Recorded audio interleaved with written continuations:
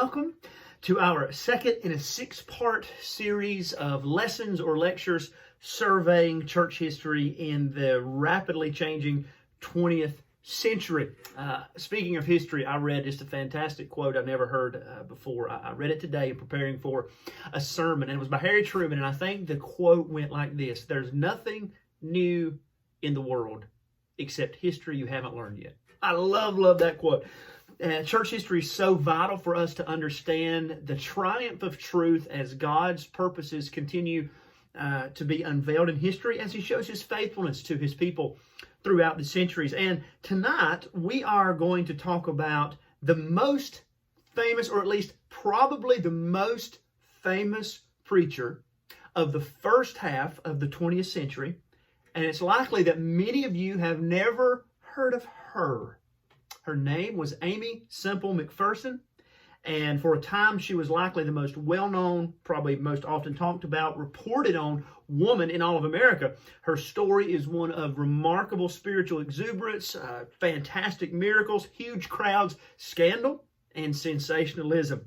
But like most important people in history and the history of the church, the story really doesn't begin with her at all. The place to begin by talking about Sister Aimee, as she was called, I think the place to begin is in an old storefront church located at 312 Azusa Street in Los Angeles, California. The building had been built years earlier for an Aimee congregation, but had been abandoned, and the building had been used for a warehouse, a stockyard, a lumber yard, even a place for people to go and buy their tombstones. And the building had been neglected for years, and to make the picture complete, this rundown, trashed up building was complete with a dirt floor. That is until a new church moved in, eager to remodel it and launch their services. The church called itself the Apostolic Faith Mission, and they held their first service on April the 14th, 1906. They were led by an African-American pastor who had been born to slaves and only had one eye. His name was William J. Seymour. And Brother Seymour had been exposed to a new and a peculiar doctrine that embraced the name Pentecostalism. And that identifier is telling, because these early Pentecostals in America were saying, we represent true New Testament Christianity and as it was experienced by the church on the first day of Pentecost. Of course, the Pentecostals claim to have the fullness of the Holy Spirit as manifested by the gift of speaking in tongues. Now, the gift of speaking in tongues was relatively a new practice at that time, though there are certain things called speaking in tongues that had existed outside the mainstream of the church for centuries. But the doctrinal roots of this particular belief about speaking in tongues could be traced all the way back to the early Methodists. Now, in Methodism, a person, of course, needs to be saved by grace through faith in Jesus alone. But there was more. There were deeper levels of holiness to be pursued and experienced, deeper experiences with God to be enjoyed and, of course, recommended to other people. God had offered us Jesus, yes, but there was more than Jesus. So believers were encouraged to pray. They were encouraged to live righteous and austere lives to experience these second or third blessings of holiness. And by the early 19th century, these Christians, these Methodist Christians, were calling themselves holiness believers. And they added a new spin on the second blessing, saying that we needed the baptism of the Holy Spirit. And in this storehouse at Azusa Street in Los Angeles, California, it was where Pentecostal Christianity exploded into the world. Now, Pentecostalism, I really believe, was and is the perfect recipe of Christianity for Americans. It was personal. It emphasized the individual's experience of the work of God. It was exciting. It was sensational. It emphasized emotion and passion. And it played on the American work ethic to some degree, because it told people, you work hard, be devoted to experience everything that God has for you. And to make it in America, it had to be largely Protestant, at least in the sense that it was not Catholic. It was also surprisingly inclusive. African Americans in early Pentecostalism worshiped alongside whites, and this was at Azusa Street, an entire lifetime, in 1906, an entire lifetime before the Civil Rights Act. White people, white congregants came to listen to a black preacher. Women were preaching and prophesying at Azusa Street before they could vote for president. But of course, not everybody was complimentary of what was happening at Azusa Street. One newspaper author described Pentecostalism growing in Los Angeles this way. This is probably exactly what you would expect to hear. Quote, this disgraceful intermingling of the races. They cry and make howling noises all day and into the night. They run, jump, and shake all over, shout at the top of their voice, spin around in circles, fall on the sawdust blanketed floor, jerking, kicking, and rolling all over it. Some of them pass out and do not move for hours as though they were dead. These people appear to be mad, mentally deranged, or under a spell. They claim to be filled with the Spirit, end quote. But the work at Azusa Street exploded. The little church in the storefront grew to 1,300 regular worshipers. That was the largest church in Los Angeles at the time. And the Pentecostals began to send out missionaries, and a movement started that would quickly find its way to the frontier of Canada. And it's there in 1907 that a spiritually sensitive farmer's daughter named Aimee Kennedy went to revival to hear a Pentecostal evangelist preacher from Ireland named Robert James Semple. And Aimee had always been really serious about the Lord. Her mother, Mildred or Millie, had been a committed volunteer at the Salvation Army. And as a child, Aimee would go with her to serve at the Salvation Army, and even she would play Salvation Army with her dolls as a little girl. Now, she did rebel, like most teenagers do, and she engaged in the worldly activities of dancing, reading novels, and going to the movies, but she soon came back to the straight and narrow. And as she heard Robert Semple preaching, not only was her heart changed, but her heart was smitten. She fell in love with the preacher, and they were married in 1908. And it seemed that Aimee Semple and Robert Semple were going to be this kind of out front power couple of Pentecostalism. They settled into church work in Chicago and then became missionaries to China.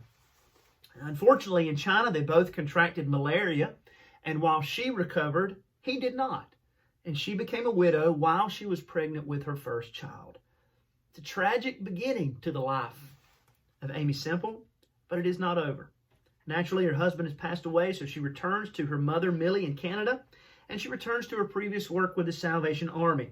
And soon, she met her second husband, Harold McPherson, and this is where her story really starts to become truly incredible. And apparently, the marriage to Harold McPherson ignited an intense spiritual struggle inside of Aimee because she believed God wanted her to preach the word. But she had obligations as a wife. She had obligations as a mother. And here she was married to this guy who's a straight-laced Episcopalian. And they're not going to go for a woman preaching in their church in the early 20th century. So what is she going to do? Should she follow her call? Or should she take the more rational, settle-down approach? To hear her tell it, God settled the issue for her by rupturing her appendix and nearly killing her. And while she was fighting for her life after her appendix ruptured, she heard a voice that she took to be the Lord saying, "Now will you go? Now will you go?" And she interpreted that to mean either you can preach or you can lay here and die. To her, that was a really simple choice. And so her health recovers, and one day she just takes the kids and hits the road preaching, and her husband comes home to a note saying that she had left him to follow her calling to preach. It's bad enough to come home to find that kind of letter from your wife, but it's really, really bad when she has left you to follow Jesus like that, like you just can't compete, right?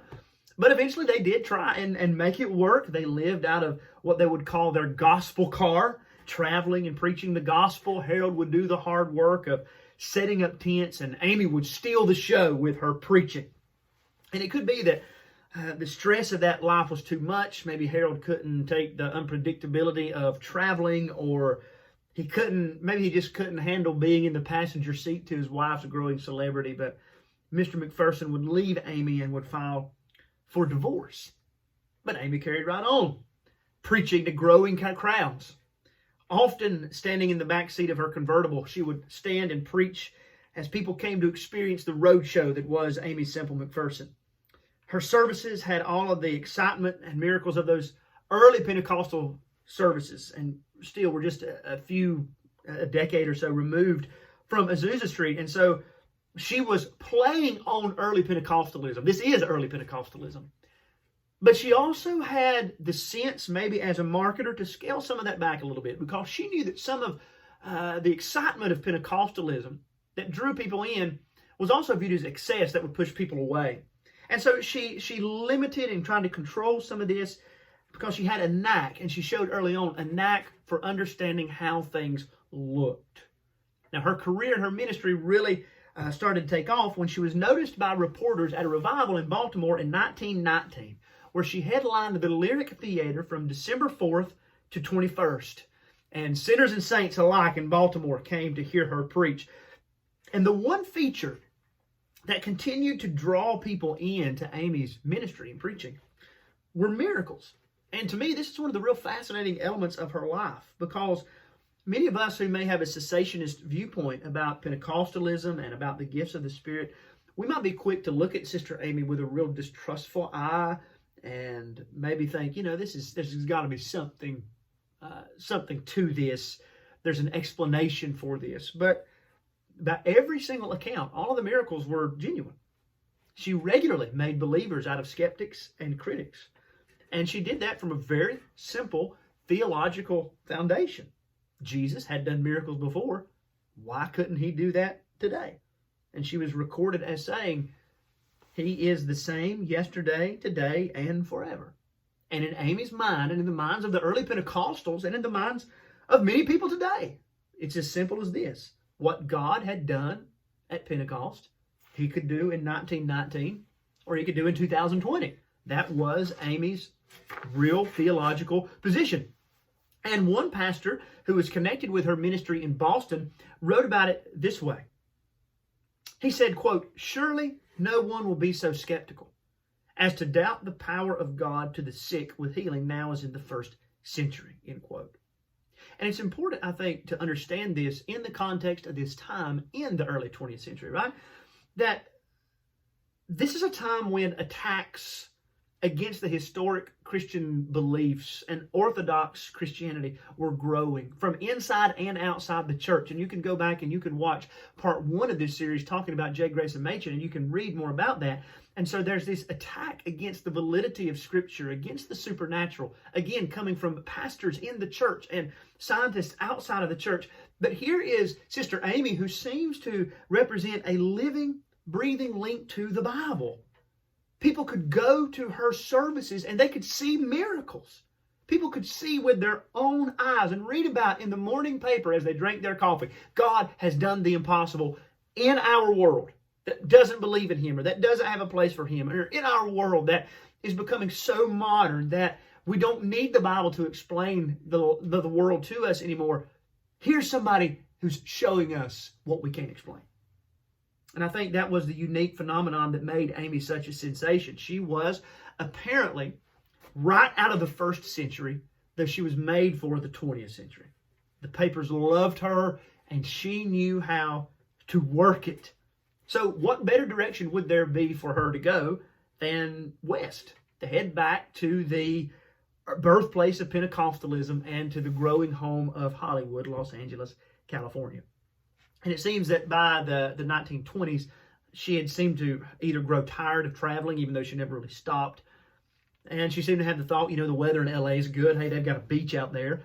And with all the growth in tourism in Los Angeles, Aimee's thought process seemed to be, I can go there and preach. And people can come to me instead of me going to them. And if they come to me, they can hear me, and then they can take my message with them as they go back to their homes. Really, her plan seemed to be to preach to tourists. And as tourists would come to Los Angeles, they would come and hear Aimee Semple McPherson preach, and then they would go out and take her message with them. Not a bad idea. So by 1923, Sister Aimee had a permanent California location called the Angelus Temple.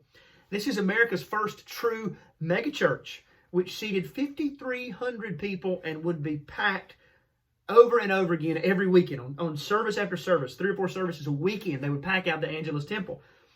It's said that during these early years of the temple, 40 million people visited the Angelus Temple in its first 7 years.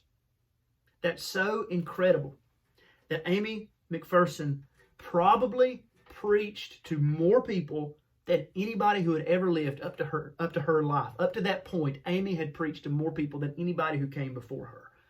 The temple services were known for their massive choirs. She would preach in a humorous, simple, relatable style. They had elaborate sets. They had radio broadcasts. I seem to remember reading that Aimee Semple McPherson may be the first woman, and certainly the first woman preacher recorded on the radio.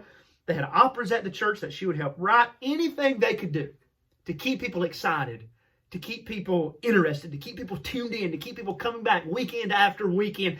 Every weekend has to be bigger. Every weekend has to be better. Every experience has to be higher. And the temple also, of course, received a lot of critics from this time. Even a Methodist pastor by the name of Robert Schuller Sr. But the temple did immeasurable good in the community. There were health clinics. There were programs to help prisoners who were released from prison find jobs. The temple led the way in earthquake relief. An earthquake rocked Los Angeles in 1933. The Angeles Temple pretty much took over the relief. And there was a time in Los Angeles when free school lunches were suspended by the government. And the Angeles Temple just said, we'll do it. Don't worry about it. We'll take care of it. And it's very likely that during the Great Depression that the Angeles Temple literally saved countless lives. And Sister Aimee summed it up this way. Again, very, very simple and very, very direct. She said, Christians are supposed to do good, not just be good. She believed in a living faith that worked among those who needed it. Then, on May the 18th, 1926, Sister Aimee and an assistant went for a swim at Venice Beach. And Sister Aimee never came out of the water. She disappeared off the face of the earth. She was scheduled to preach that evening, and she never showed up. And her mother, Millie, stepped in and mournfully informed the crowd and simply said, Sister is with Jesus. Mourners packed the beaches of L.A. One congregant drowned trying to find her. Divers searched for her remains. And even attempts to use dynamite to raise her body to the surface proved unsuccessful. They'd killed a few fish. But what happened to Sister Aimee? Had she drowned? Maybe the Ku Klux Klan had attacked her. After all, she had received numerous threats because of her commitments to racial equality. She probably ran off with a lover, right? That's what people were saying. The Angeles Temple received ransom notes, and there were as many as 16 sightings a day of people who claimed to see Aimee McPherson. But her mother, Mildred, kind of left holding things together, and her disappearance had to face facts. And on June the 20th, 1926, there was a memorial service for Sister Aimee, and she said, we do not believe that her body will ever be found. But then on June 23rd, 3 days later, 700 miles away, in Agua Prieta, Mexico, a young woman in her 30s collapsed in front of the Gonzalez family, claiming to be Aimee Semple McPherson. She said she'd been kidnapped. She'd been threatened with what she called white slavery, only to escape by cutting her ropes with the lid off of a metal can. Eventually, she made her way back to Los Angeles from Mexico and Arizona and was greeted at the train station by a crowd of 50,000 well-wishers. She was sensational. But being sensational meant that you would draw crowds, but you would also draw the attention of powerful enemies. Most notably in her case, the Los Angeles Chamber of Commerce and District Attorney Asa Keys, who felt something is not quite right about this disappearance. The Chamber of Commerce thought that Aimee gave Los Angeles a bad name. All of these miracles, these hokey productions at this church, this is ridiculous. It's making Los Angeles look stupid. District Attorney Keys looked at matters and said, here's a woman who takes in a lot of money at her church. Here's a woman who puts on a lot of productions at her church. Here's a woman who's building a new building at her church and who needs more money. And isn't it convenient that when she disappears, they have a memorial service where they take up money for their new building project, and then she happens to reappear to more fanfare than ever? People were suspicious. Aimee would be investigated, indicted. Allegations started to fill the papers. And the news stories and the trial was filled with stories about secret rendezvous with lovers, affairs, professional trackers, fingerprints, a grocery delivery clerk. Who saw what? There's bribes, allegations, lost evidence, all to the cost of the taxpayers of Los Angeles. In 1927, the investigations to Aimee Semple McPherson cost $500,000. But finally, the charges were dropped. She never totally proved she was kidnapped, but she never would change her story for the rest of her life. But nobody could prove otherwise. Nobody could prove what happened. So what did happen? Well, nobody knows. It was investigated several more times by the state of California and even other independent bodies. It's possible that she was having an affair. She did seem to have a relationship with a temple staffer who was married that was probably not appropriate, even if it was not necessarily immoral. A kidnapping, as she claimed, doesn't seem likely, but it's never been unproven. And I think the likely explanation to what happened to Aimee Semple McPherson is what we would call today a mental breakdown. Aimee worked hard. She pushed herself relentlessly. She was always thinking, what's the next big thing that I can do to draw a crowd? And we do know that she had breakdowns at other points in her life, as we'll talk about in a minute. And that may not be a complete explanation, but I think it's part of the explanation. Whatever did happen to her, one thing is for certain, and that is she was never the same after her disappearance and return. The press that had craved her sensationalism before now fed off of the excitement and the scandals and not the miracles. She had a falling out with her mother. There was a lawsuit with her daughter, and there was a complete breakdown in 1930. Eventually, she would kind of come out of that. It took about 10 months. She would start to come out of that, and she would start to rebuild her image by going on preaching tours. And even in 1936, the Angelus Temple hosted the 30th anniversary celebrations for the Pentecostal revival on Azusa Street. During the race riots of 1943, Aimee publicly embraced African Americans at her church. And as World War II waged on, she jumped in to do her part to sell war bonds. Using her ability as a speaker and her celebrity, she set a record selling $150,000 in war bonds in an hour. Incredible. On September the 26th, 1944, Aimee was preaching in Oakland, delivering a special sermon based upon her life story when her son found her unconscious in her room at 10 a.m. And she was pronounced dead at 11:15. An autopsy was performed, even though it was not conclusive, but there were unprescribed sleeping pills that were found with her, and the coroner indicated that she likely passed of an accidental overdose. In the end, I think Aimee McPherson died the way that she lived much of her life. She died like a true Hollywood celebrity. She was buried, and her family moved on. Her son began to run the denomination that she had founded, the Foursquare Gospel denomination, and this woman leaves behind an incredible legacy. This is the woman who was the inspiration for the character Sharon Falconer and Elmer Gantry. She was the muse for a satirical song by Pete Seeger. Actor Milton Berle claimed to have had an affair with her. She was the subject of two musicals produced by Kathy Lee Gifford.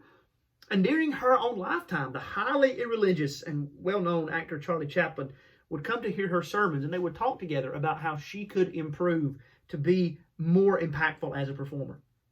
It is impossible for us to overestimate the influence of Aimee Semple McPherson. Every weekend in America, 1 in 10 churchgoers attends church in a mega church where there are regularly 2,000 people or more in attendance. That simply would not be the case were it not for Aimee Semple McPherson. Most of the largest churches in America are at least somewhat downstream theologically from the charismatic practices of early Pentecostalism. They have dynamic leaders who are charismatic personalities. They have elaborate production capabilities. And it's not unlike what Sister Aimee helped to pioneer. She is the prophetess, if we use that term correctly, of American Christianity in the 20th century. But what should we learn from her? I think we should learn from the life of Aimee Semple McPherson that we should value the steadfast over the sensational. She was a sensational woman. Nobody would deny that. And today, many Christians long for what she seemed to have.